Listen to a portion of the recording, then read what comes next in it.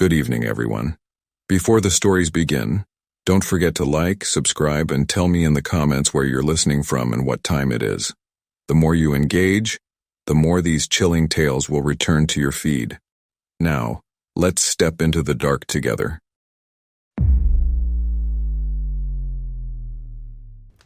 When I was 13, my parents sent me to stay with my grandparents in rural Vermont for the summer. My mom said it was so I could get a break from city life and spend time in the fresh air. But I knew the real reason. They didn't have the money to send me to camp that year, and Grandma and Grandpa were the cheapest babysitters around. Their farmhouse sat on the edge of a dying orchard, long rows of crooked apple trees stretching into the hills. The house itself was old, older than anyone in my family, with peeling white paint and a roof that looked like it sagged under the weight of history. My grandfather still split wood every morning and carried it in, even in July when the stove wasn't needed. My grandmother kept every curtain drawn until sunset, saying too much sun aged the furniture. They were strange, but not in any way that set off alarms, at least not at first. The first night there, Grandma told me I'd be sleeping in the spare room upstairs, the one across from the attic door. "Don't mind the noises," she said as she pulled the quilt tight over me. Old houses settle funny, but her tone had something sharp to it, like she was warning me rather than comforting me. I asked what kind of noises, and she just smiled in that way adults do when they don't want to give you an honest answer. "Just the house," she said again, and kissed my forehead. I should mention, I've always been a light sleeper. Every creak and whisper in that house seemed amplified in the dark. Around midnight, I woke to the sound of footsteps, slow, deliberate, directly above me. I froze, realizing they weren't coming from the hallway but from the attic. My first thought was raccoons, but the steps were too heavy, too human. I pulled the covers up to my face and told myself it was my imagination. But then came the dragging sound, like something being hauled across the attic floor. My chest tightened, every instinct telling me not to move. It went on for several minutes, then silence. Eventually, exhaustion took me back under. The next morning I mentioned it at breakfast. Grandpa's hands, gnarled and scarred from decades of farm work, tightened around his coffee mug.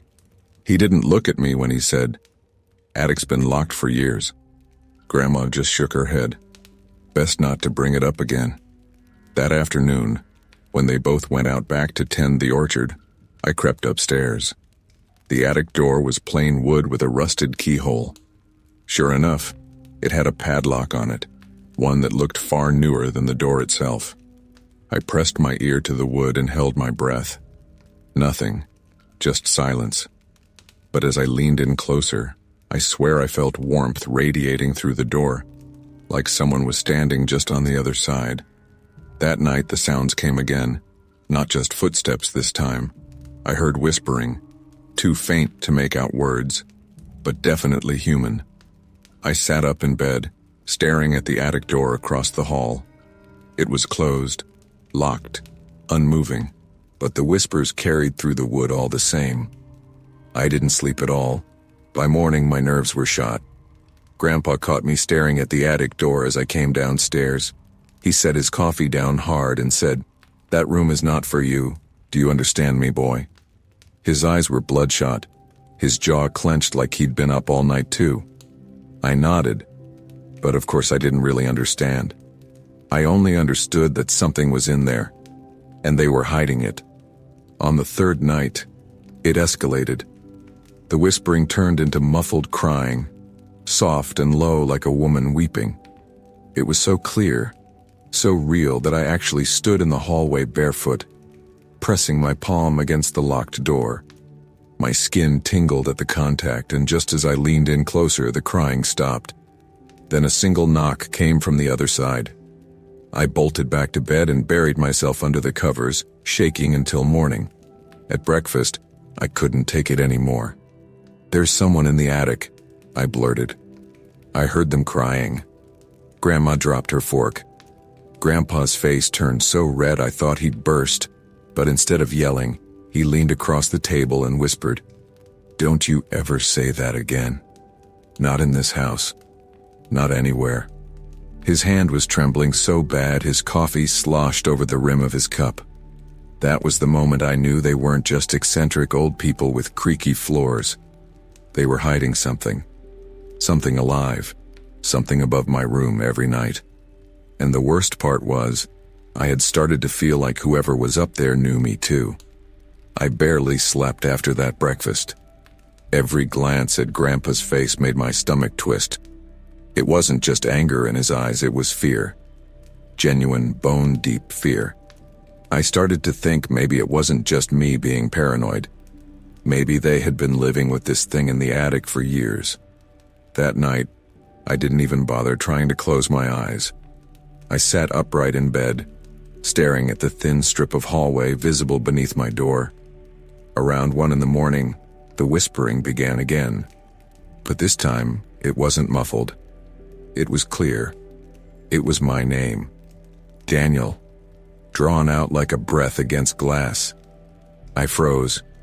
The whisper came again, closer, as if lips were pressed right against the crack of the attic door.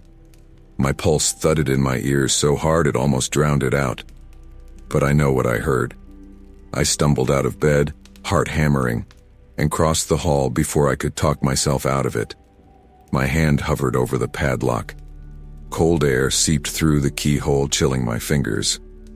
And then, unbelievably, the lock clicked. It fell open by itself. I didn't touch it. I swear I didn't. It just dropped, metal clattering on the floor. The door creaked wide enough for a hand, pale, thin, veined like wax paper, to slide out into the hall. It reached for me. I fell backward onto the floorboard, scrambling away, but the hand didn't advance. It just hovered there, trembling. That's when I heard my grandmother's voice behind me. "Daniel, get away." She yanked me by the arm, hauling me to my feet with surprising strength.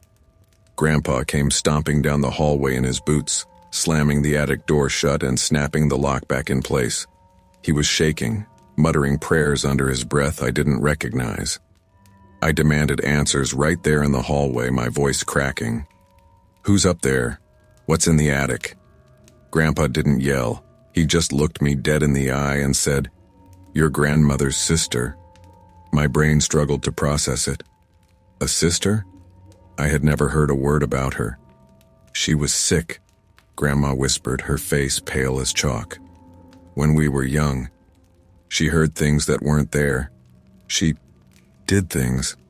Our parents locked her away, said it was better for everyone." "You kept her?" I stammered. "She's been up there all these years?" Grandma's lips trembled. "It wasn't supposed to be forever. We just couldn't let her out. She's not the same, Daniel. She hasn't been for decades."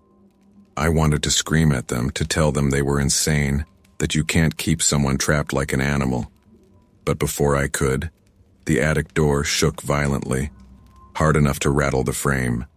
A voice, hoarse, guttural, almost inhuman, rasped out, "Don't leave me." I'll never forget the way my grandmother's face collapsed into tears, or how my grandfather dropped his head like he was waiting for judgment. They both knew this couldn't go on. The banging stopped. Silence. Then, slowly, the sound of someone crawling across the attic floorboards. Not walking. Crawling. Closer and closer to the top of the staircase. Grandpa barked at me to get to my room and lock the door. I obeyed for once, slamming it shut and pressing my weight against it. My ears rang with the sound of wood splintering. There was a scream then, not from the attic, but from my grandmother. My blood went cold. I pressed my ear to the door, and I swear I heard her pleading with someone, her voice breaking, "Please, Eleanor, please don't." Then silence again. When I finally cracked the door open, the hallway was empty. The attic door hung wide open, padlock snapped clean in half on the floor. My grandparents were gone. No voices, no movement, just the warm night air drifting down from the black hole of the attic. I didn't think. I bolted. Down the stairs, through the kitchen, out the screen door into the orchard. My bare feet tore on the weeds and roots, but I didn't stop until I hit the dirt road. By the time police returned with me hours later, the attic was empty. No sign of anyone. The bed in the spare room upstairs was untouched, the breakfast plate still on the table. The only evidence that anything had happened at all was the padlock, broken clean in half like it had been cut with bolt cutters. They never found my grandparents. Not a trace. The official story became that they wandered into the orchard and got lost. But I know better. I know what took them. Sometimes at night when the house is quiet, I still hear her voice like a whisper crawling through the walls. Don't leave me.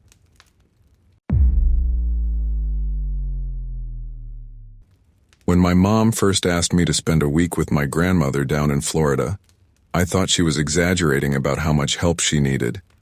I was 19, fresh out of my first year of college, and the last thing I wanted was to waste my summer in a retirement neighborhood. But Mom was insistent. She needs company, she said, and she listens to you more than she listens to me. So I agreed. Grandma lived in a cul-de-sac on the outskirts of Tampa. A row of nearly identical pastel houses curved along the street, each with perfectly trimmed lawns and driveways shaded by squat palm trees. It looked like a postcard version of Florida living. Peaceful, quiet, almost too quiet. Her house was painted pale yellow with a small white porch and a ceramic flamingo stuck in the flower bed.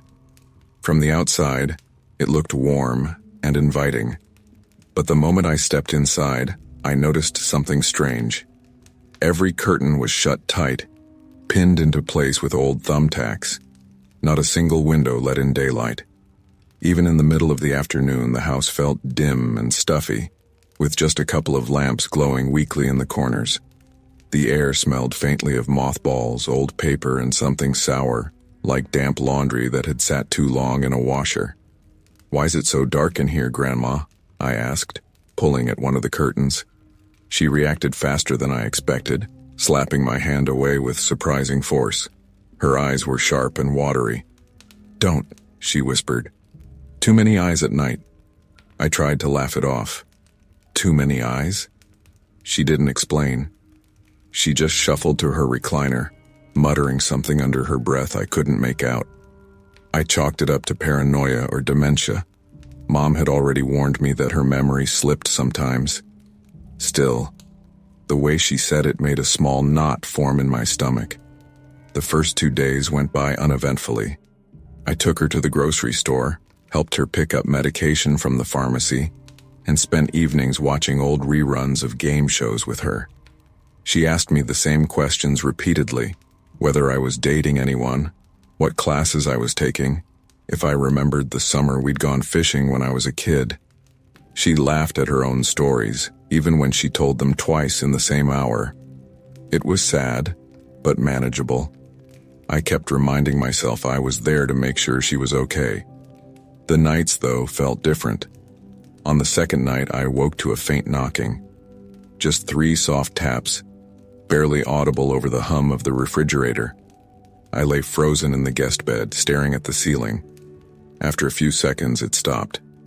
I convinced myself it was the house settling, or maybe the palm fronds brushing against the siding in the wind.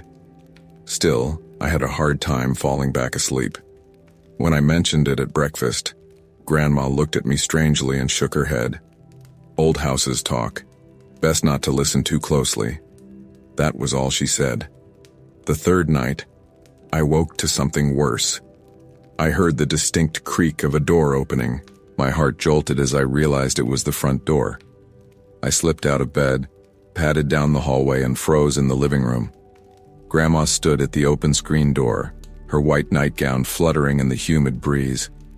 The porch light cast her in pale yellow, and beyond her the street was empty and still under the glow of lampposts. "Grandma?" My voice cracked. She turned her head toward me slowly, her eyes cloudy and unfocused. "They're waiting for me," she whispered. I rushed forward, gently taking her arm. "Who's waiting?" "It's the middle of the night. Come back inside." Her skin was ice cold, despite the heat. She didn't fight me, but her eyes stayed fixed on the dark street outside as I pulled her back and locked the door. I guided her to her room and tucked her in like she was a child. She was asleep within minutes, leaving me shaken and wide awake the rest of the night. The next morning, she seemed completely normal again.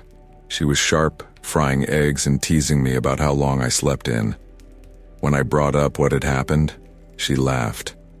"You dream too much, Miles," she said, as if it had all been in my head. But later that afternoon, while folding her laundry, I found something in the pocket of her robe, a folded scrap of lined paper. It had my name written at the top in shaky handwriting. Miles. And underneath, "When the street goes quiet, don't answer them."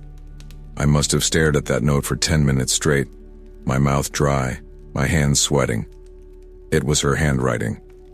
That night, I didn't even try to sleep. I set myself up on the couch, keeping the lamp on, waiting. Midnight came and went. At 1 a.m., the house was silent except for the occasional groan of the air conditioning kicking on. But at 2:13 exactly, it started. 3 slow, deliberate knocks on the front window. My stomach lurched as I stared at the drawn curtain. The knocks came again, a little louder, and then a man's voice, calm and smooth, carried through the thin glass. "Margaret, it's time." I froze, every hair on my arm standing up. My grandmother's name was Margaret. She came shuffling out of her bedroom, moving faster than I'd ever seen her. She pressed her wrinkled hand hard over my mouth before I could say a word. Her eyes were wide, wet, terrified. "Don't let them know you're here," she whispered. The voice outside grew sharper. "Margaret, you promised." That's when the knocking spread. From the front window to the kitchen glass, then to the sliding back door. 3 knocks, silence. 3 more. Whoever was outside wasn't alone. Grandma's grip on me trembled. Her lips barely moved as she whispered something that made my blood run cold. "They'll take you if they see you. Just like they took your grandfather." I sat there frozen, every muscle tight as the knocks circled the house. They were patient, methodical, as if whoever was out there knew exactly how to rattle us. "Margaret," the voice sang again, and this time it wasn't alone. Another voice joined in. Softer, higher, almost melodic. "A woman. We've come for you. Don't keep us waiting." Grandma pressed harder against my mouth until I could barely breathe. Her hand trembled, her nails digging into my skin. Her lips brushed my ear as she whispered, "Don't look, don't answer, don't let them see you." The air in the house felt heavy, like the atmosphere itself had thickened. Every creak of the walls, every shift of the AC vent, made my heart skip. Then came the scraping sound, a long, dragging noise against the siding, moving slow along the walls. Fingernails? A stick? I couldn't tell. And then silence. The silence was worse than the knocking. I thought maybe they were gone, until the voice came again. "Miles." Hearing my name outside nearly stopped my heart. I hadn't spoken. I hadn't made a sound. Yet they knew I was here. I twisted to face Grandma. Her face had crumpled, eyes wet, mouth trembling. "Don't answer," she whispered, as if saying it aloud made it less likely to happen. "If you answer, you belong to them." I couldn't sit still. Against every instinct screaming at me not to move, I crawled toward the curtain. I just had to see. Grandma grabbed at me, but I slipped out of her grasp. My fingers shook as I pinched the fabric and pulled it back an inch. A man stood on the lawn under the glow of the street lamp. He wore an outdated suit, pale as dust, with waxy skin stretched over his face like a mannequin. His eyes were cloudy, gray, but his smile, that awful thin smile, was fixed directly at me. And it wasn't just any man. It was my grandfather. He had been dead for nearly 40 years, or so I'd been told. "Miles," he said softly, tilting his head. His lips stretched wider, showing teeth too white, too straight. "Open the door. It's me." My stomach flipped. I dropped the curtain and stumbled back. Grandma was sobbing now, rocking in her chair. He answered them once, she whispered through tears. He was mine, and they took him. He's not your grandfather anymore. He's theirs. I pressed my hands over my ears, but it didn't matter. The voices multiplied. Dozens now. Men, women, even children, all whispering my name. Their tone wasn't angry. It was pleading, inviting, like a chorus of old friends asking me to join them. The windows rattled. The glass bent inward as if pressed by invisible hands.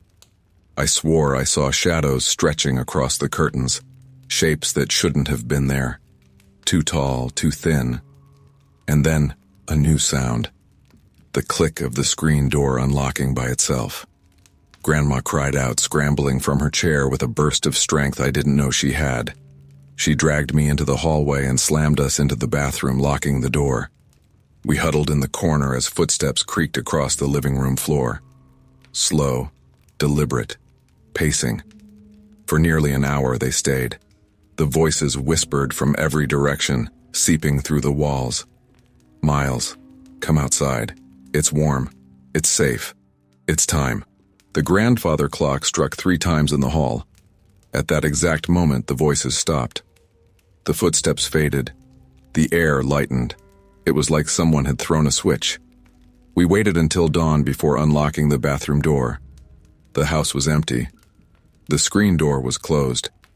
Nothing looked disturbed, yet the heavy silence left no doubt that something had been inside. That morning, Grandma was exhausted. She sat at the kitchen table, her hands shaking as she wrote something on a fresh sheet of paper. She slid it across to me without a word. In her thin handwriting it said, "When I'm gone, they'll come for you." I left that afternoon. I didn't argue, didn't explain. I just packed my bag and drove home. 2 weeks later, Mom called. Grandma had disappeared.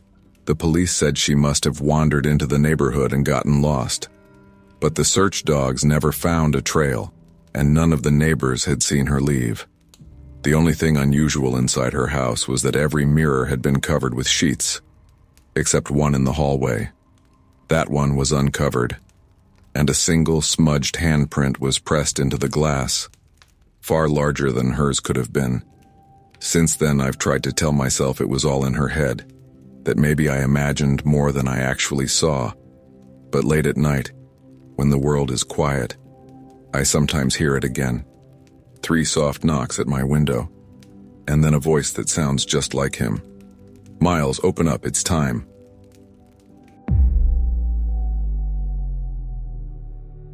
When my grandfather passed away, the family assumed it was from natural causes.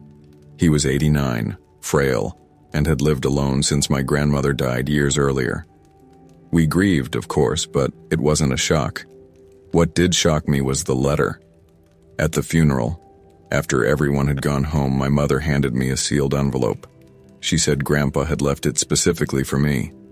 My name, Harper, was scrawled across the front in his shaky handwriting. Inside, there was a short note and a brass key. "My workshop is yours now. Go alone. Never bring the others. Trust only yourself." It rattled me. Grandpa had always been private, yes, but secretive. I didn't even know he had a workshop. Mom seemed surprised too. She told me there was an old shed behind his property she hadn't seen opened in years. Maybe that's what he meant. I couldn't shake the curiosity. A week after the funeral, I drove to his house, a creaky old place in upstate New York, now eerily empty without him. The shed sat at the edge of the yard, half hidden by overgrown brush. Its padlock was rusted, but the brass key fit perfectly. The smell that hit me when I opened the door was thick and chemical, like metal polish mixed with mildew. The inside looked nothing like a shed. No lawnmower, no tools. Instead, there were shelves lined with jars, papers stacked in boxes, and wooden chests with iron clasps. And in the center, a large workbench. On it sat dozens of small wooden figurines. At first, I thought they were toys, but the longer I looked, the more wrong they seemed. Each figure was carved in exquisite detail. The wrinkles of a face, the curve of a smile, even down to the folds of clothing. They weren't generic. They were familiar. I froze when I realized why. They were family. There was one of my mom as a little girl, wearing the same Sunday dress I'd seen in old photographs. Another of my uncle with his lopsided grin.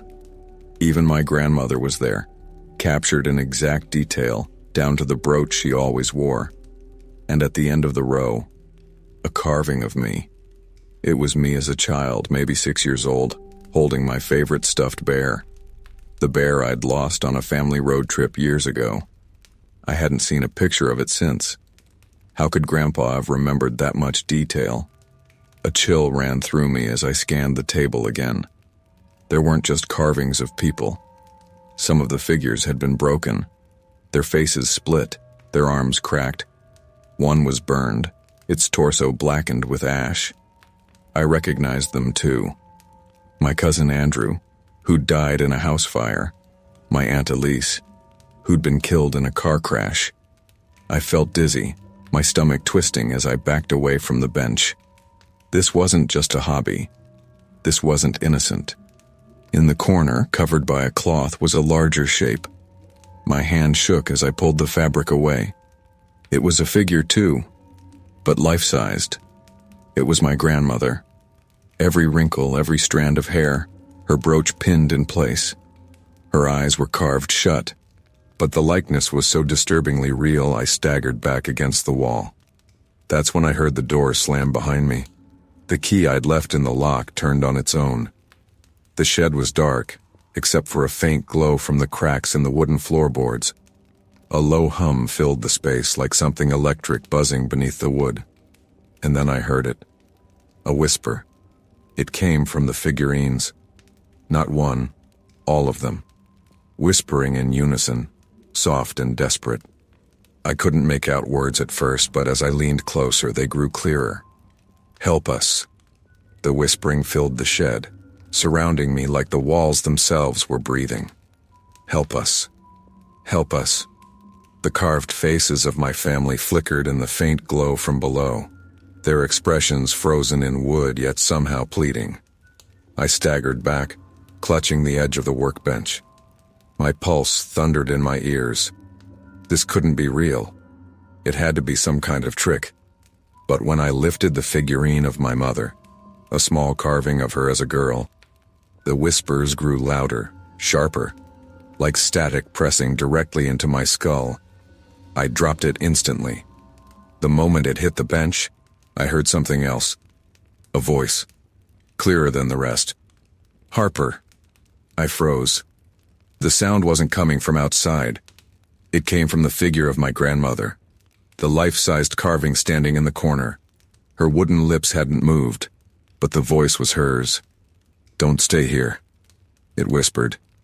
He'll take you too. My legs nearly gave out.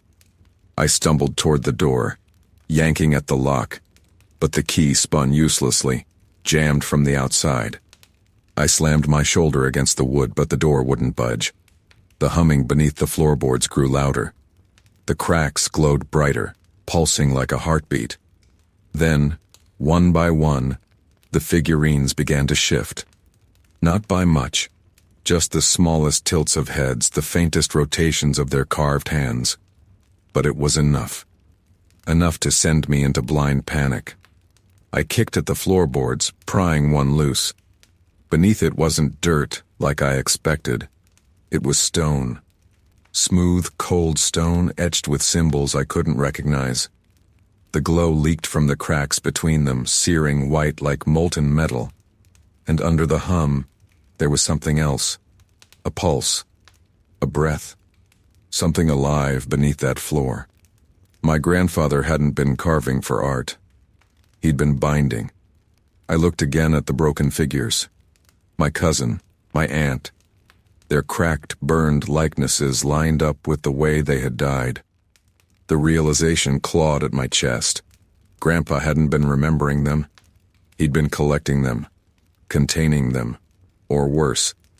The whispering rose to a shriek. The figurines rattled against the bench, their tiny limbs clattering. The life-sized carving of my grandmother trembled, her head jerking as if fighting invisible strings.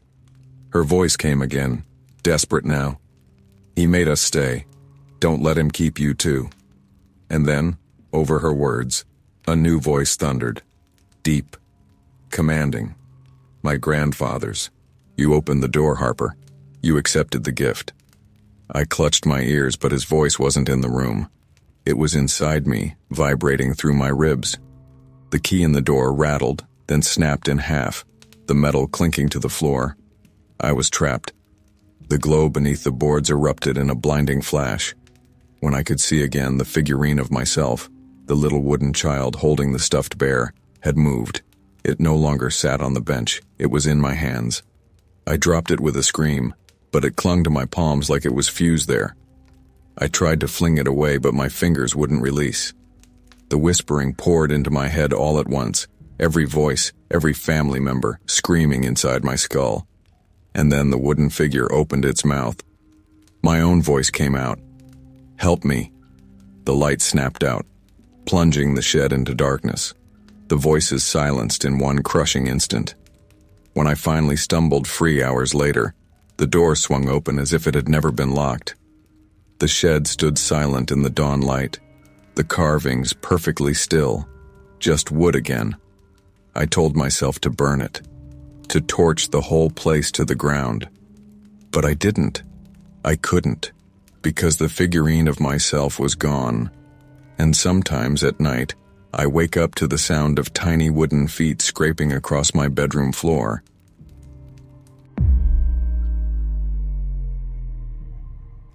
When my grandmother was admitted to a nursing home outside Cleveland, my family told me it was the best option. She was 82, frail, and had begun slipping into bouts of confusion. The facility looked clean, professional, and quiet enough. Everyone insisted she'd be safer there than living alone. I wasn't convinced. My name's Colleen, and I had always been close to my grandmother. She practically raised me while my parents worked 2 jobs. Leaving her in a sterile building with strangers felt like betrayal. To ease my guilt, I promised myself I'd visit every day after work. The first week, everything seemed normal. I'd sit with her in the common room, listening to her soft ramblings as she knitted, or we'd go for slow walks around the small garden out back. She seemed weaker, yes, but nothing unusual. It was the second week when things shifted. I came one evening to find her room ice cold. The thermostat was broken, they told me, but that didn't explain why the curtains were drawn tight and every surface smelled faintly of bleach. My grandmother sat upright in bed, stiff, her knitting needles frozen in her lap. When she saw me, her cloudy eyes widened. She gripped my hand with surprising strength.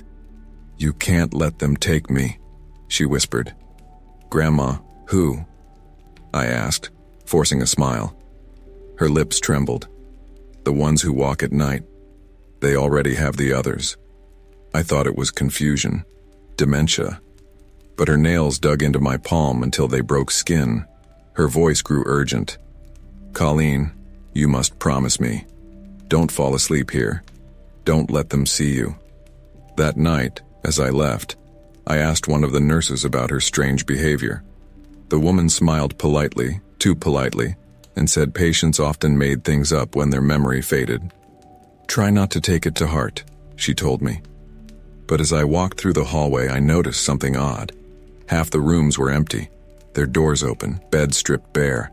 I could have sworn they'd been occupied the week before. The next day I visited earlier. The staff were bustling, wheeling food carts, checking vitals. Nothing seemed unusual. But in the afternoon, I heard something down the hall. A cry. Faint, muffled, like someone calling out from behind a closed door. I froze outside a room with the door locked from the outside. The placard still had a resident's name, but when I asked about them, a nurse frowned and said there was no one assigned there. That night I stayed later than usual. I wanted to see if Grandma's warnings had any truth. At exactly 2 a.m., I woke in the recliner by her bed to the sound of footsteps. Slow, deliberate, inhumanly synchronized. My stomach clenched. Grandma's eyes snapped open. She grabbed my wrist. "Don't look," she hissed. The footsteps stopped right outside her door. For a moment, the air was so still I thought I'd imagined it. Then, a whisper seeped through the crack beneath the door. Soft, many voices overlapping at once. "Colleen." The doorknob began to turn. Grandma's nails cut into my skin. "If you look at them, they'll know you're awake."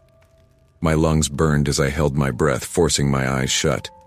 The door creaked open. I heard them enter. More than one, their weightless steps padding across the linoleum. The room chilled instantly, the air heavy, humming with something unnatural. I couldn't resist. I opened my eyes a sliver. Shapes, tall, thin, draped in gray fabric like hospital sheets. Their faces were smooth, pale, with only faint impressions where eyes and mouths should have been. They leaned over my grandmother's bed, their heads tilting in unison, as if studying her. She whimpered, "Please, not tonight." One of the shapes turned its head toward me. Its featureless face bent, its blank skin stretching like wax, and I knew it saw me. The moment that faceless thing turned toward me, I knew I had made a mistake. My grandmother squeezed my hand so hard I thought my bones might snap, silently begging me not to move. The figure tilted its blank head, stretching its face unnaturally before drifting closer. My grandmother whispered, so low it was almost inaudible, "Don't speak. Don't move. Pretend you're asleep." But it was too late. The shape leaned inches from my face. Its waxy, featureless skin rippled like something alive beneath it. And then, with a sound like tearing cloth, a mouth split open where there hadn't been one before. From that mouth came a voice I recognized, my mother's voice. "Colleen." The word was so wrong, so human yet not, that tears sprang to my eyes. I bit the inside of my cheek until I tasted blood, forcing myself to stay still. The figure lingered, then straightened. It turned back to my grandmother's bed. She was trembling, whispering prayers under her breath. The things circled her, their heads lowering in unison. One reached its long gray hand toward her chest. "No," I whispered before I could stop myself. The room froze. Every figure snapped its head toward me at once. My grandmother screamed, "Run!" I bolted, tearing through them, my shoulder colliding with their cold, fabric-like bodies. The hallway stretched endlessly, lights flickering above me as alarms began to wail. But not fire alarms, not nurse calls. It was a sound older, deeper, like the building itself was shrieking. Behind me, their footsteps multiplied, that synchronized rhythm pounding closer and closer. I didn't stop until I burst through the front doors into the night air. I ran to my car, shaking so hard I could barely get the keys in the ignition. When I finally sped off, the building loomed in the rearview mirror, silent again, as if nothing had happened. I should have gone back for her. I should have done something, but I didn't. I drove away. The next morning, my mom called. Grandma was gone. The staff said they found her bed empty, no sign of struggle, no record of her being discharged. Just vanished. When I pressed, they said her file was archived, like she'd never been admitted at all. I went back demanding answers. The head nurse smiled politely and told me I must be mistaken. "We've never had a patient by that name," she said. But I saw it. On the wall in the common room, a framed group photo of residents taken only a month before. My grandmother was in it, and so was I, standing in the back row, pale and blurred, a faceless figure resting its hand on my shoulder. I staggered out of the building, bile burning my throat. I drove until I didn't recognize the roads, and still the image haunted me. That night, when I finally collapsed into bed at home, I woke to the sound of footsteps outside my door. Slow, deliberate, inhumanly synchronized.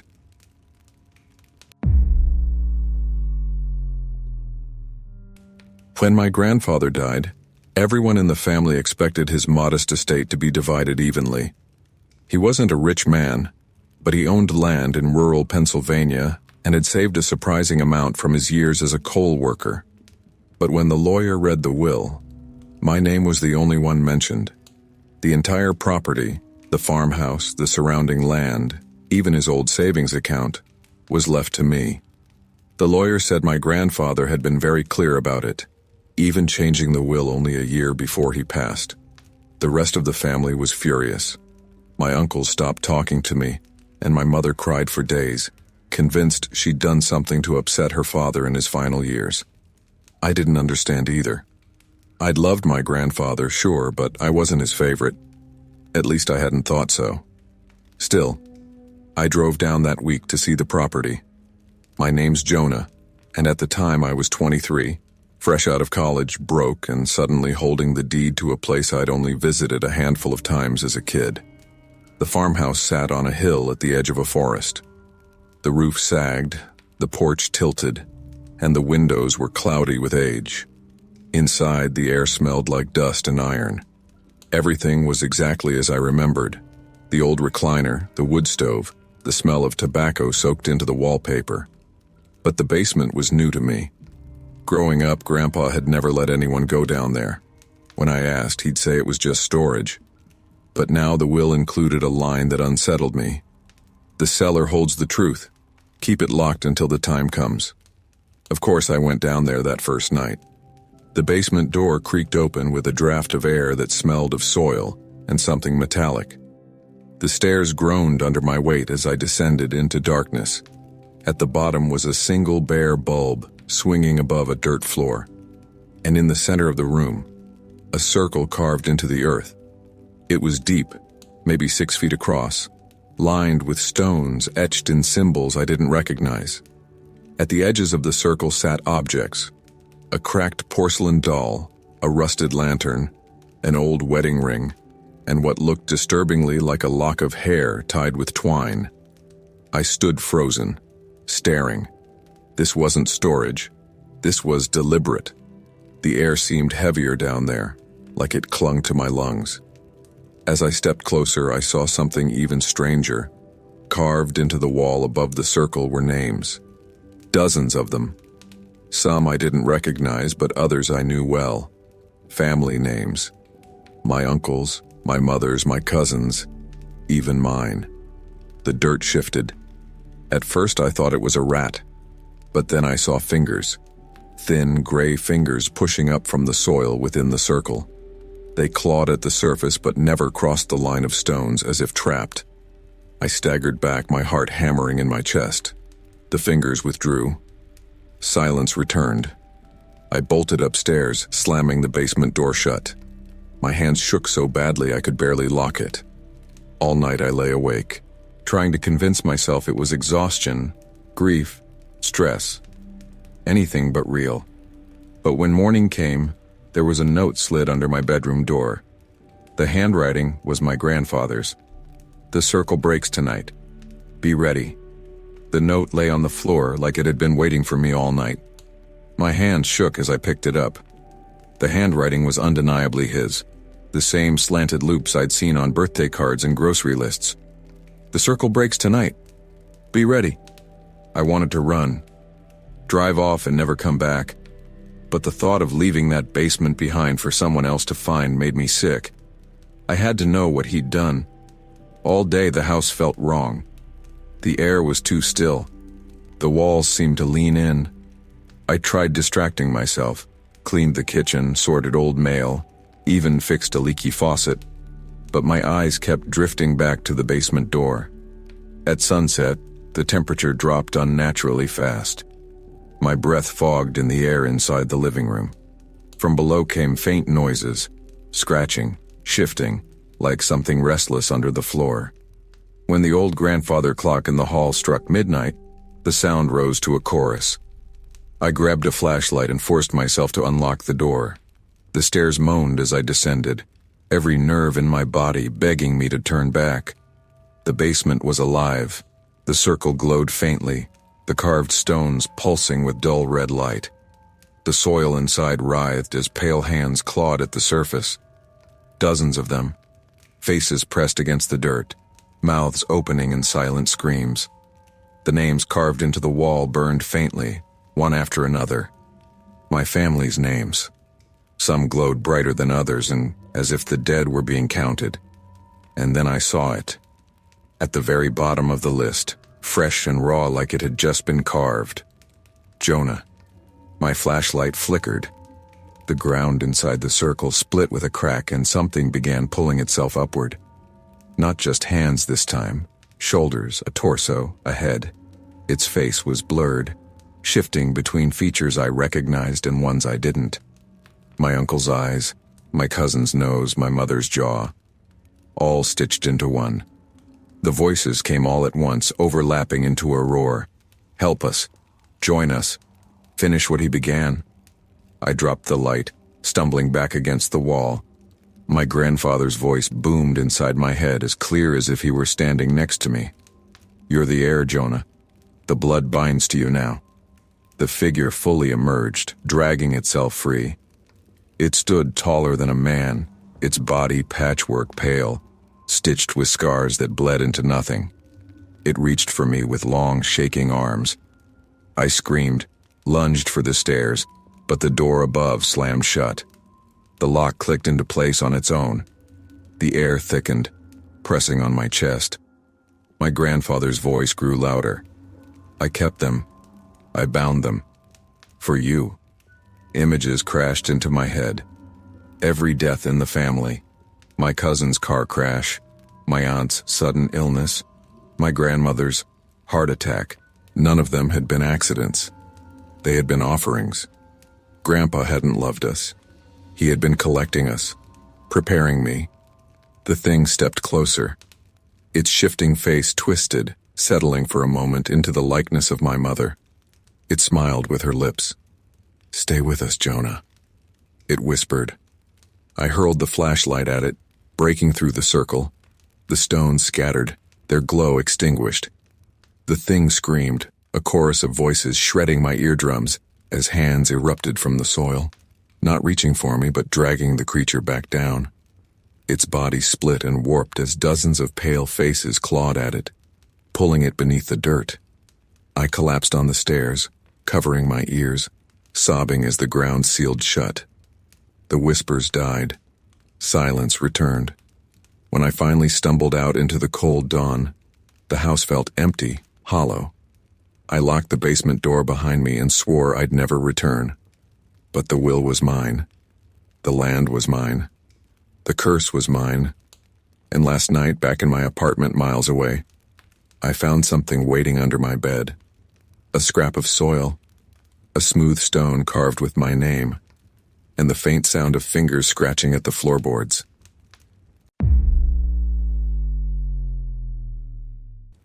Grandpa's eyes never left the road.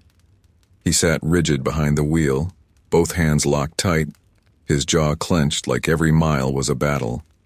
Grandma rode beside him, humming softly, her hand resting on my knee. It should have been a sweet gesture, but her palm was trembling. I watched the desert crawl past the window, hours of nothing but dust and flat horizon, the sky a pale sheet of heat. What unsettled me wasn't the emptiness, it was the sameness. No road signs, no gas stations, no power lines. Just black asphalt stretching endlessly forward, as if the world had shrunk down to this single strip of road. At first, I thought maybe it was just Nevada being Nevada. But 3 hours in, when my phone lost service completely and even the GPS map turned into a blank screen, I started to wonder. Where are we headed again? I asked, trying to sound casual. Grandma smiled, her lips quivering at the corners. Ash Hollow. It's tradition. The way she said it made my stomach tighten. I leaned back in the sticky leather seat. The air conditioning had died halfway through Arizona, so sweat pooled at my collarbone. The car smelled like gasoline, old upholstery, and lavender. Grandma's perfume cloying in the heat. I tried rolling down the window, but Grandpa's voice cut sharp and low. Leave it shut. I froze. Why? Dust, he muttered, though the air outside looked still. His knuckles flexed white on the wheel. We stopped only once all day, at a gas pump in the middle of nowhere. A single rusted pump leaned beside a boarded-up diner. The windows were so clouded I couldn't see inside, but I swore something shifted behind the glass. As Grandpa filled the tank, I wandered a few feet, kicking dust. That's when I noticed the flyer stapled crooked to the pump. Missing, teenager, last seen heading west. The picture was old, the paper bleached by sun, but the girl's face was young, maybe my age. Grandma's voice startled me. "Back in the car, Tessa?" I slid into the back seat, uneasy. As we pulled away, the headlights caught the edge of another flyer, half buried in dirt. Another missing teen. Another date. The farther we drove, the heavier the air felt, like the desert itself was pressing down on the Buick.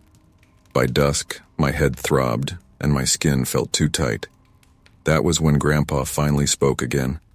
His voice was rough, hoarse, like he hadn't used it in hours. "You'll see them tonight." The words hung in the stale air. "See who?" I asked. No answer. Only Grandma's fingers tightening against my knee, her humming faltering. By the time the sun melted into the horizon, the desert had changed. The ground cracked into jagged stone, twisted mesquite trees clawing at the sky. Finally, a weathered wooden sign appeared, leaning crooked at the roadside. The paint was so faded I had to squint to read it. Ash Hollow. Grandpa turned onto a dirt track. Dust rose in thick clouds behind us, swallowing the road we'd left. The car groaned over rocks until it rolled to a stop in a barren clearing. A circle of stones waited there. In the center sat a fire pit choked with ash, black and brittle, like it had burned 1,000 times before. "Out," Grandpa said flatly. The night was dead quiet. No insects, no wind. Only the crunch of gravel under my sneakers as I followed them out. Grandma walked stiffly to the stone circle. She knelt and began whispering words I didn't recognize. They weren't English. They weren't a prayer I'd ever heard. Grandpa's hand landed heavy on my shoulder. His grip was iron, unshakable. "You don't run," he said, "no matter what you see. If you run, they'll follow." Cold prickled down my spine. My mouth was dry. "Who will?" He didn't answer. The fire pit ignited. No matches, no lighter. Just a sudden bloom of white flame that cast long, thin shadows across the stones. That's when I realized the shadows weren't ours. Figures emerged from the dark one by one, their bodies bending at wrong angles as they stepped into the firelight.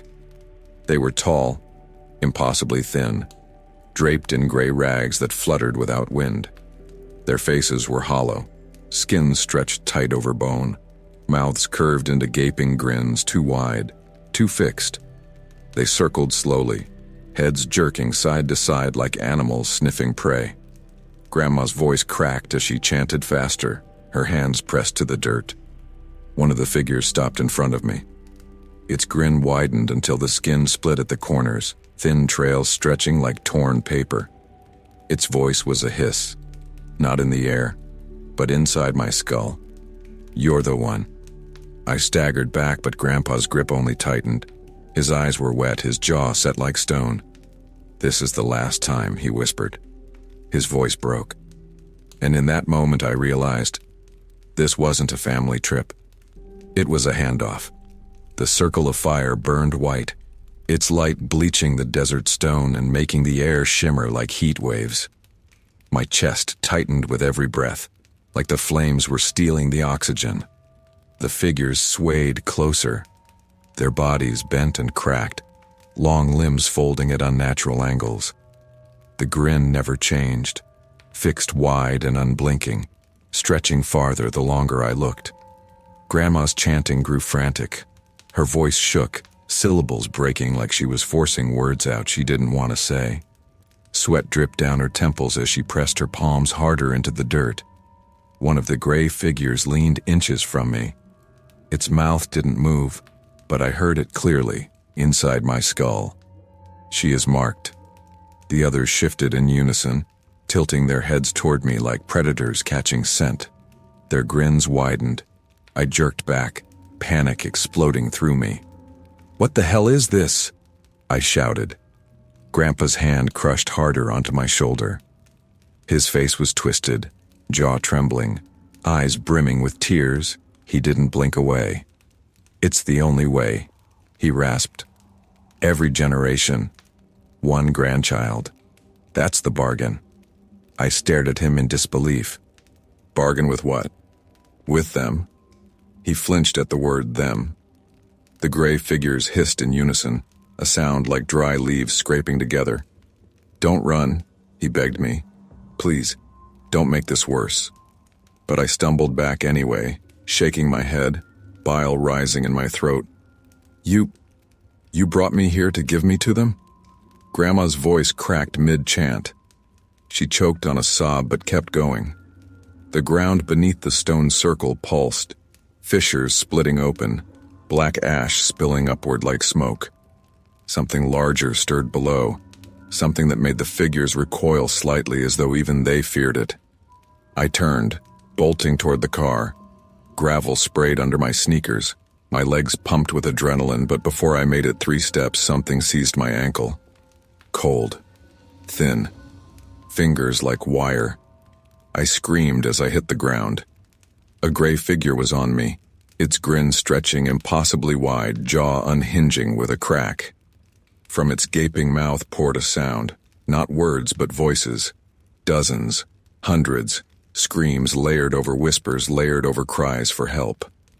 I clawed at the dirt, kicking, but more hands erupted from the shadows, pinning my wrists. Grandpa's shout cracked through the chaos. "Take her, leave the rest of us." The betrayal shattered me more than the hands dragging me back. My own blood, my grandparents', bargaining me away like livestock. The gray figures pulled me to the fire pit. The white flames flared higher, nearly blinding. The air stank of burning hair and iron. I twisted, sobbing, my throat raw from screaming. Grandma's voice faltered. Her chant broke. The figures hissed all at once, snapping toward her. She froze. For a moment, the desert was silent except for the crackle of flame. Then they descended. I'll never forget the sound. Her scream was cut short, strangled, as the gray things swarmed her, tearing into her like fabric, unraveling her shape into threads of shadow. Her body collapsed into ash before it even hit the ground. Grandpa fell to his knees, shaking, whispering apologies that no one heard. The figures turned back to me. One leaned close, its hollow face brushing mine. Its voice was colder now, satisfied. "You are not the first. You will not be the last." The flame swallowed my vision. The world tilted, folding in on itself, and suddenly I wasn't in the desert anymore. I was in a void, endless black, filled with the sound of voices. Children, teenagers, sobbing, begging, screaming. Faces flickered in the dark, pale and terrified. And I realized what Ash Hollow really was. It was a cage. Every grandchild offered for generations, every soul trapped here, feeding something vast and unspeakable beneath the earth. And now, I was one of them. The last thing I heard before the void sealed shut was my grandfather's voice breaking apart in grief. "I'm sorry, Tessa. Forgive me. But even if I wanted to, I couldn't. Because in the blackness something opened its eyes, and I knew it wasn't done with my family."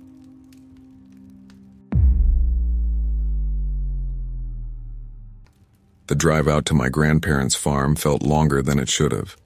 Once you passed the last town, the road narrowed into a 2-lane strip with corn pressing right up to the shoulders. No billboards, no traffic, just green walls on both sides. My mom dropped me off at the driveway, hugged me too tightly, and drove away without looking back. She said spending the summer here would be good for me. Grounding, she called it. But the moment the Buick disappeared down that empty road, I knew grounding wasn't the right word. The house squatted at the edge of the fields, 2 stories of peeling white paint and a roof sagging under the weight of years. The screen door creaked open before I even reached the porch. Grandpa stepped out, tall and stiff, eyes sharp but hollow. He didn't smile. His handshake was bone-crushing, like he was testing my strength. Grandma followed. She kissed my cheek, but her lips barely brushed me. And when I looked into her eyes, I saw something brittle. She looked like she hadn't slept in weeks. Neither asked me how I'd been since Dad died. Neither said they were glad to see me. Instead, they spoke almost in unison, like lines rehearsed. "You'll sleep in the back room," Grandpa said. "Stay out of the fields at night," Grandma added. I laughed nervously, waiting for a smile, some sign it was a joke. There wasn't one. Inside, the house smelled of tobacco and something faintly sour like damp soil. I noticed odd details. The windows in every room were latched and nailed shut. Strips of salt poured neatly along the baseboards, heavy locks on doors that didn't need locking. I told myself it was just country superstition. That night, though, lying in the back room, I heard it. Not the creak of old boards or the sigh of wind through the trees. It was heavier. Slow, deliberate steps circling the house. At first I thought it was Grandpa doing a check, but when I peered through the curtain, no lantern bobbed outside. Just corn, tall and dense, bending as though something big moved between the rows. The sound stopped beneath my window. Then I heard my name. A whisper. Broken. Drawn out. "Nolan." I slammed the window shut, heart pounding. I told myself it was my imagination, exhaustion from the long trip. I didn't sleep a second. At breakfast, I asked, "Grandpa, do you ever hear anything in the fields at night?" His fork froze halfway to his mouth. He didn't look at me, didn't say a word. Grandma dropped hers. It clattered loud against the plate, her hands trembling. She glanced at him, then back at me, her voice a whisper. "You heard them already? Them?" She shook her head fast, eyes wide. "Don't go into the corn, Nolan. No matter what you hear. Promise me." I promised, but the way she said it didn't sound like advice. It sounded like pleading. The next day, I wandered out to the fields. In daylight, the corn looked normal enough, tall stalks rustling softly in the breeze. But when I stepped between two rows, the air changed. Heavy, damp, like the humidity you feel in a cellar. A few feet in, I froze. Something pale was sticking out of the dirt. I crouched. It was a shoe, a child's sneaker, cracked and weather-stained, laces stiff with age. I pulled it free, dirt spilling out, and underneath it was something worse. A necklace, delicate and broken, a tiny silver locket still attached. I opened it. Inside was a photograph, faded, blurred, of a girl I didn't recognize. The corn around me shifted, not from wind, from something moving deeper inside, something too heavy to be an animal. The rows bent in unnatural patterns, like the earth itself was crawling. I backed out quick, nearly tripping over my own feet, and didn't stop until I was on the porch again. That night the voices came louder, more of them. Not just whispers, but laughter, harsh and jagged, wrong in a way that scraped down my spine. I pressed my face to the glass, staring into the dark rows, and my stomach dropped.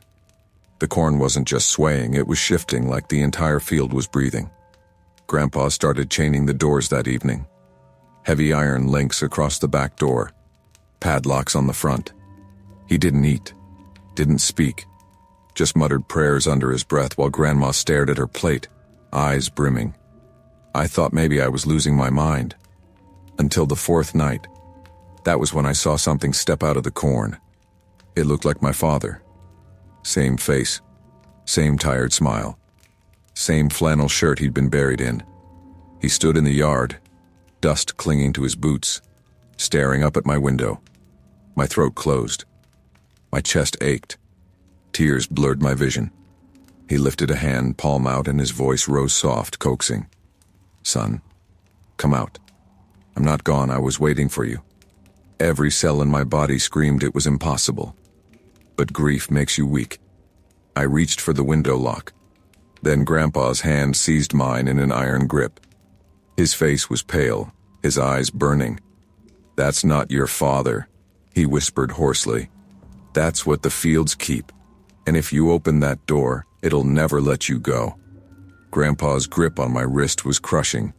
His eyes glistened in the dim light, and for the first time, I realized he wasn't angry. He was terrified. "That's not your father," he rasped. "That's what the fields keep." I froze, staring out the window. The man who wore my father's face tilted his head slowly like a crow. His smile stretched too wide, skin splitting faintly at the corners. "Come out, Nolan," he said again. But this time the voice was wrong. Too many layers like echoes stacked on top of each other. My father's voice, and others beneath it. I staggered back, choking on a sob. Grandpa yanked the curtain closed. "Don't look at it." "What is it?" I whispered. He didn't answer. He just slid the chain lock across the window as if that flimsy metal could keep something like that out. That night, I didn't sleep. I sat on the floor of the back room, staring at the door while voices whispered from the corn until dawn. When morning came, I confronted them. "Tell me the truth," I demanded over breakfast. My voice cracked, but I held my ground. "What's in the fields? Why is it calling me?" Grandma dropped her fork. Her shoulders shook as silent tears rolled down her face. Grandpa finally looked at me. His face was gray with age, lines carved deep from decades of work. Or guilt. "The corn doesn't grow on its own," he said. "We don't tend it. We don't water it. We don't harvest it. We just keep it." "Keep what?" His jaw clenched. "What the ground gives us. What it demands in return." My stomach turned. "Demands?" Grandma's voice broke. "Children, Nolan. It always takes children." The room spun. I wanted to laugh, deny it. But then I remembered the shoe in the dirt, the necklace, the missing girl's photo still tucked in my pocket. "No," I said, shaking my head. "That's insane." Grandpa slammed his fist against the table, startling me so badly I jumped. His eyes burned. "You think I wanted this? You think we chose it? Your father..." His voice cracked. "Your father was the first we couldn't save. And it's been hungry ever since." Grandma sobbed into her hands. I staggered back, bile burning my throat. My father. They hadn't just lost him. They had fed him to it. That night, I tried to leave. I packed a bag quietly, waited until they fell asleep in the front room, and crept toward the door. The chains rattled softly as I unlatched them. My heart pounded. If I could just reach the road, I could walk for miles until I found someone. Anyone. But when I stepped onto the porch, the corn was already moving, not swaying, parting, rows bent outward, opening like a tunnel straight into the field. From the darkness inside, voices rose. My father's, my grandmother's sister, long dead. My own name, whispered by a dozen mouths. Nolan, Nolan, Nolan. The air stank of rot and iron. My legs shook, but something pulled at me, tugging behind my ribs. The voices weren't just sound. They were inside me, familiar and coaxing. Grandpa's voice roared behind me. "Don't step off that porch." I spun. He stood in the doorway, shotgun trembling in his hands. His face was pale with terror, but it was too late. A hand erupted from the dirt of the porch steps.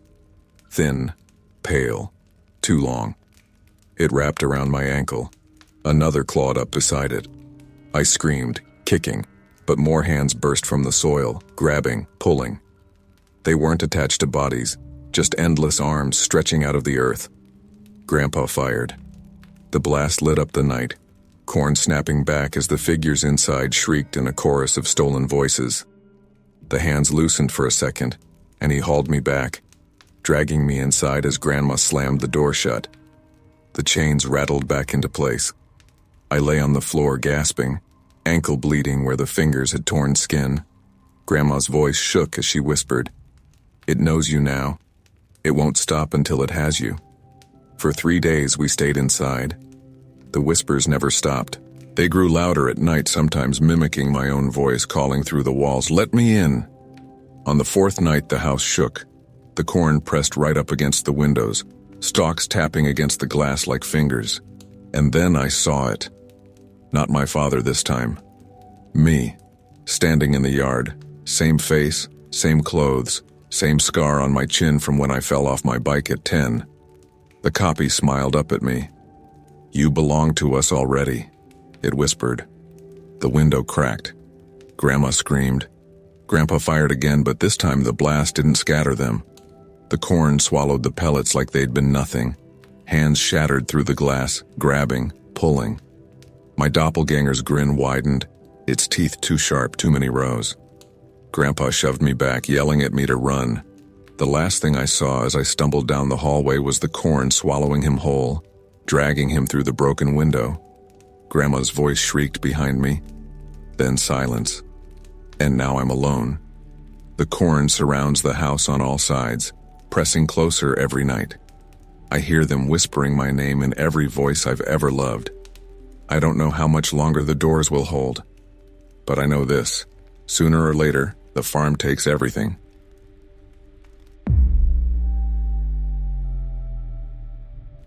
Brookhaven Lane was the kind of neighborhood people forgot existed. A row of cookie-cutter houses built in the 50s, shutters faded, lawns left to weeds, streetlights buzzing with flies. But when I pulled up to my grandparents' house at the far end of the cul-de-sac, it didn't look like the others. It looked wrong. The curtains were drawn tight even though it was midday. The lilac bushes out front had grown into a tangled wall, their branches twisting over the porch rails like claws. Every other driveway had cars, bikes, the signs of families living their lives. My grandparents' driveway was empty, the asphalt cracked, the mailbox leaning half open like a mouth that had forgotten how to shut. Grandpa was gone. He'd died a month before. That's why my mom sent me here. To keep Grandma company, she said. She hates being alone in that house. I dragged my suitcase up the porch steps, each board groaning under my weight. Before I could knock, the door creaked open. Grandma stood there thinner than I remembered, her skin sallow, eyes rimmed with red.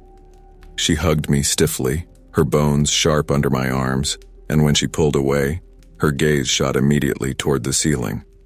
"You'll sleep upstairs," she said quickly. "In your mother's old room." Her voice wavered, like she was trying to get the words out before she lost her nerve. The house smelled faintly of mothballs, but beneath it was something else. Damp, metallic, like blood left too long in the air. I noticed things right away. Every mirror in the house was covered with yellowed sheets, corners pinned tight with rusted nails. The clocks were all stopped, every single one frozen at 3:17. And the attic door at the end of the upstairs hall was locked with a padlock so large it looked like it belonged on a warehouse, not a suburban home. That night I lay in the room that had been my mother's. The wallpaper was peeling in faded stripes, the shelves still lined with porcelain dolls whose eyes seemed to follow me no matter where I moved. But it was the ceiling that unsettled me most. Dark stains spread outward from the corners, branching like veins across the plaster. They looked fresh. Too fresh. I told myself it was just water damage, but I couldn't shake the feeling that the stains weren't leaking down. They were spreading outward.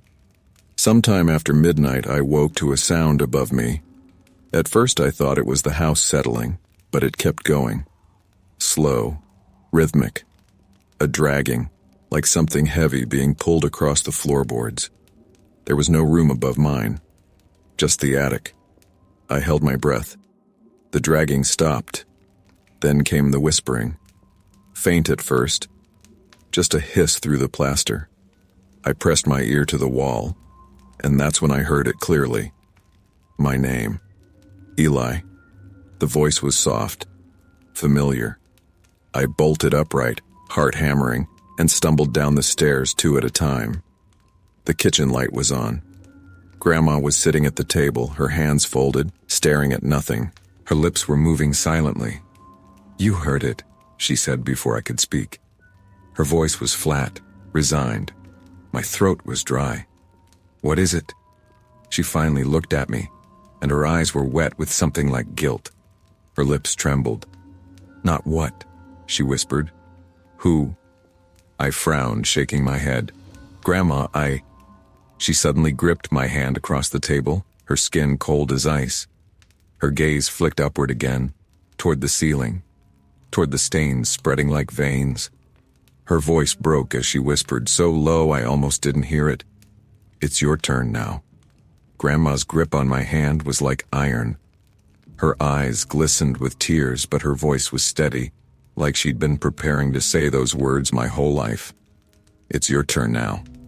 I yanked my hand free, stumbling back. "My turn for what?" She didn't answer. She only looked up at the ceiling, where the stains had spread even farther, dark veins spidering across the plaster. Something dripped, thick, black, landing with a soft pat on the table between us. "Grandma," I whispered, "what's in the attic?" Her lips trembled. "Not what? Who?" That word again. Who? Before I could press her, the sound came back. The dragging, above us. Slow, deliberate, circling directly over the kitchen table. Then, silence. And then 3 knocks from the ceiling. Not random creaks. Knocks. In rhythm. Grandma flinched, but didn't move. "Don't answer," she whispered, clutching her chest.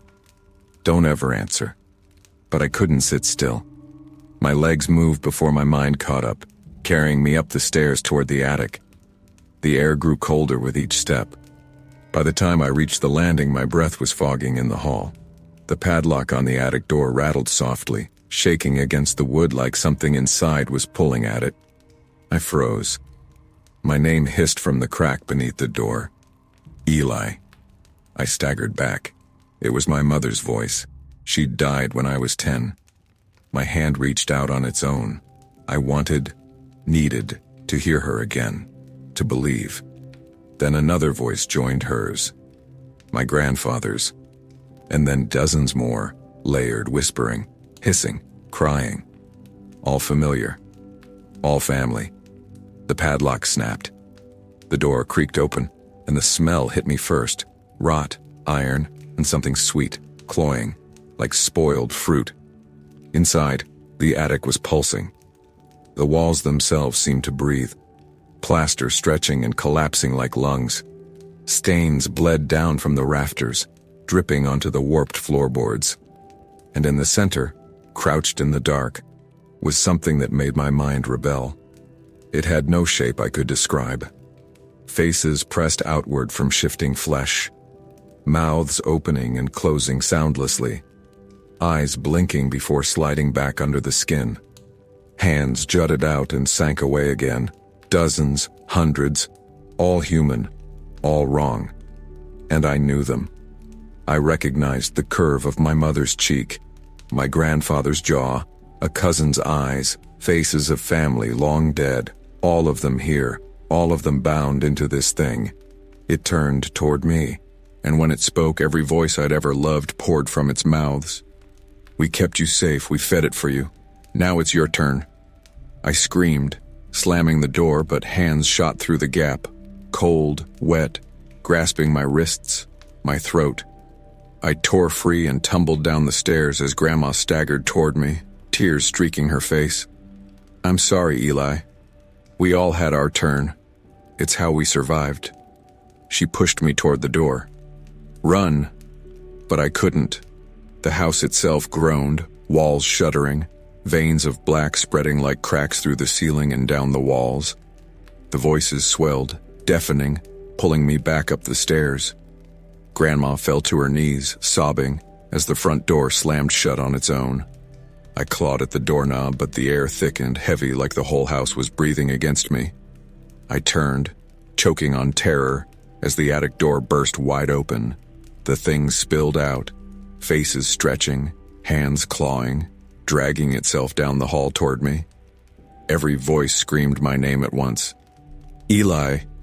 I ran, through the kitchen, into the living room, slamming into walls as the floor buckled beneath me. But no matter where I turned, the whispers were already there. Ahead of me, inside me, Grandma's scream cut through the house, high and piercing. I spun just in time to see her dragged up the stairs by dozens of pale hands. Her eyes locked on mine as she vanished into the attic's maw. And then silence. The house went still. The air settled. I thought it was over, until I looked at the walls. The wallpaper bulged. The plaster shifted. Faces pressed outward, their mouths opening in silent screams. Grandma's face among them now, her eyes wide with endless terror. And in the silence, I realized what had happened. It wasn't the attic. It wasn't the stains. It was the house itself. The house was alive, and I was inside it. The last thing I heard before the walls began to close was my mother's voice, soft and desperate, whispering from 100 mouths at once. "Don't fight it. It's always been us." And then the house swallowed me whole.